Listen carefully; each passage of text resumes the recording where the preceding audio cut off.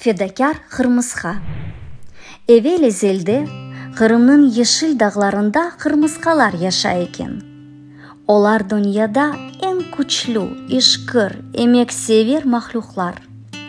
Кышлык богдай даничеклерини, мейва хуруларыны топлайлар, тубан ve агач парчаларыны ташыйлар.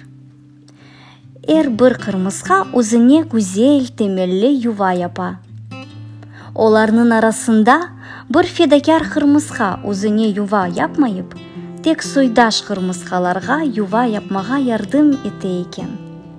Бирине темел хуя, дигерине дивар хура, да бирине дамыны капата. Өзүнө эсе юва япмага не вакыты, не де күчү кала. Бир күн күчлүү ягмур ягмага башлай.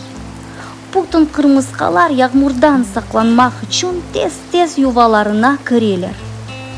Ювасы олмаган федакар кырмыска эсе бир узу тышта кала. О ягмурдан сакланмак үчүн бир тереке чыга.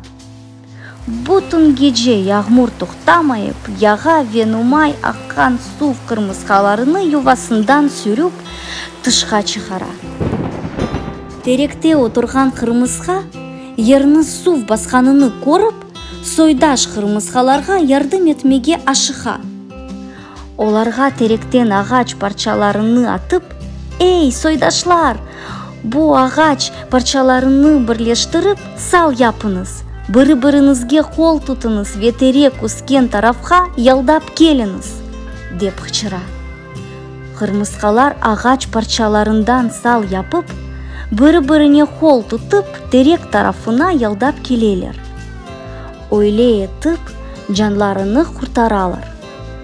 Сагыл федакар кырмыска, эпимизни сен куртардың.